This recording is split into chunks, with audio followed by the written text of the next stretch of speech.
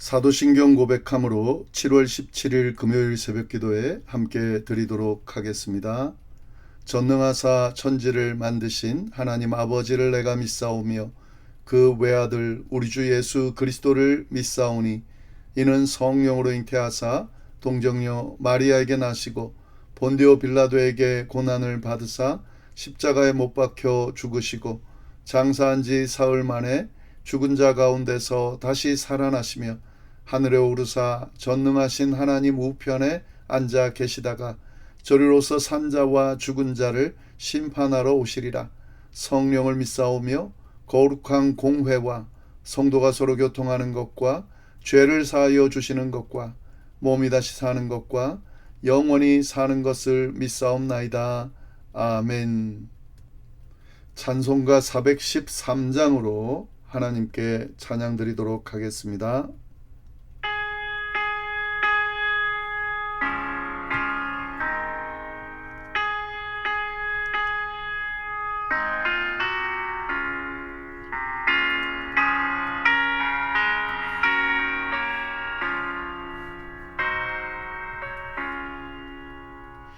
내 평생에 가는 길 순탄하여 늘 잔잔한 강 같든지 큰 풍파로 무섭고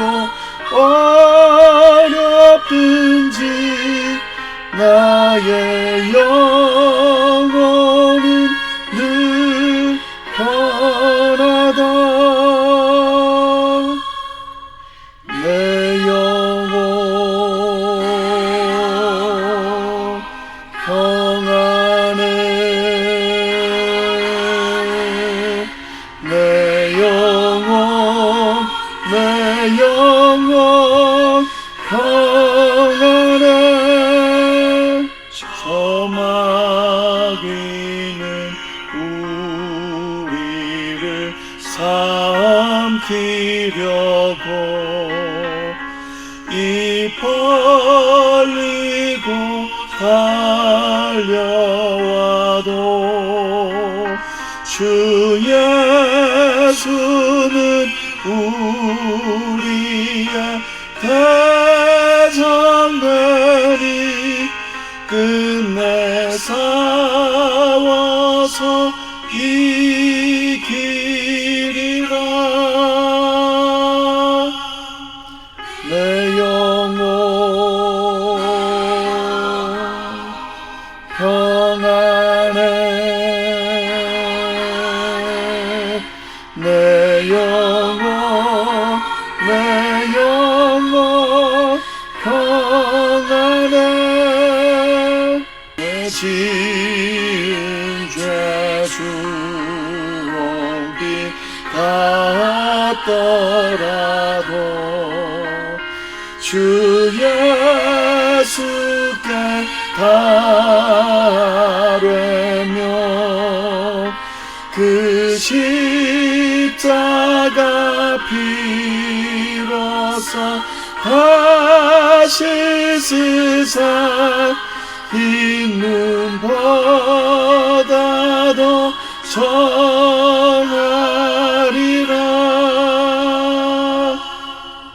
내 영혼 평안해. 내 영혼 평안해. 저 공중에 구름이 일어나며 큰 나팔이 울릴 때에 주 오셔서 세상을 심판해도 나의 영혼은 겁없겠니. 내 영혼 평안해 내 영혼 평안해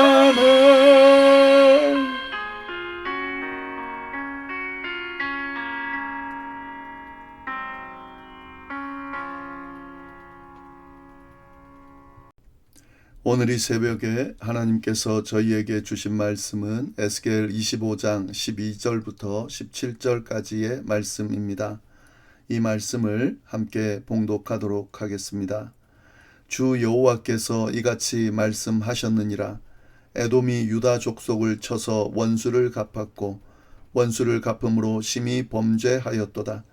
그러므로 주 여호와께서 이같이 말씀하셨느니라. 내가 내 손을 에돔 위에 펴서 사람과 짐승을 그 가운데에서 끊어 대만에서부터 황폐하게 하리니 드단까지 칼에 엎드러지리라.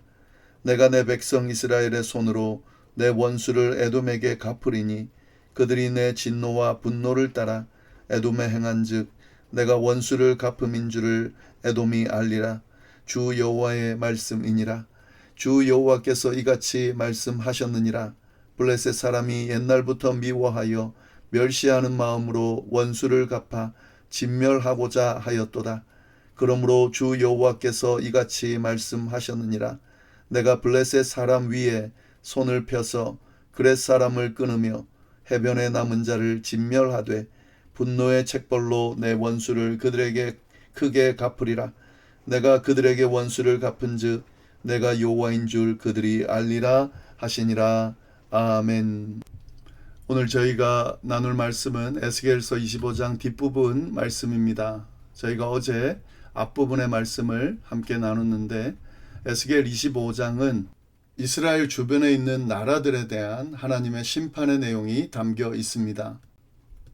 어제 앞부분에서는 암몬과 모압을 향한 하나님의 심판에 대한 내용을 나눴습니다.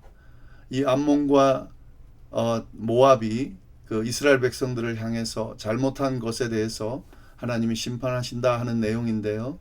암몬은 하나님의 백성이 무너질 때에 아하 잘됐다 라면서 조롱했기 때문이고 모압은 유다를 다른 이방 나라와 다름없다고 말하면서 하나님이 별거 아니다 라고 생각하며 하찮게 여기는 그에 대한 심판을 받게 되었다라는 내용이 담겨져 있었습니다. 오늘은 나머지 두 나라 에돔과 블레셋을 향한 심판의 말씀을 함께 나누도록 하겠습니다. 어제 나눈 것과 같은 형식으로 말씀을 나누도록 하겠습니다. 먼저 에돔을 향한 심판의 내용은 12절부터 14절까지의 말씀인데요. 먼저 심판의 이유에 대해서 12절이 언급하고 있습니다.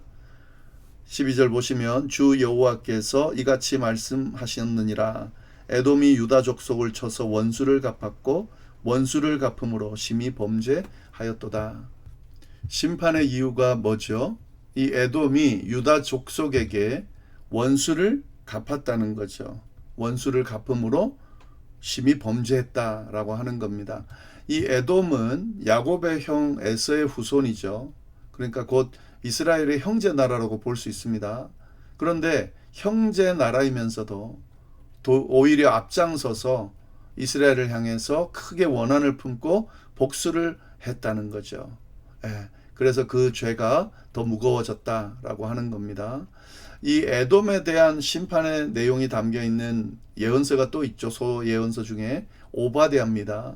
이 오바댜 전체가 바로 이 에돔의 죄를 다루면서 그에 대한 심판에 대한 메시지가 담겨져 있는데요. 이 에돔이 심판을 받는 이유는 형제 나라이면서도 불구하고 도리어 이스라엘을 더 앞장서서 공격하고 그리고 복수하고 또 도리어 배신하는 그런 모습을 보여서 그렇다라는 거죠. 그래서 하나님께서 그에 대해서 심판하신다 하는 것이 그 심판의 내용이 13절에 나옵니다. 그러므로 주 여호와께서 이같이 말씀하셨느니라. 내가 내 손을 에돔 위에 펴서 사람과 짐승을 그 가운데에서 끊어 대만에서부터 황폐하게 하리니 드단까지 칼에 엎드러지리라. 구체적으로 어떤 심판이 이루어지는지를 분명하게 표현하고 있죠. 하나님께서 손을 펴겠다는 겁니다. 에돔 쪽으로 손을 펴서 사람과 짐승을 그 가운데 끊겠다는 겁니다.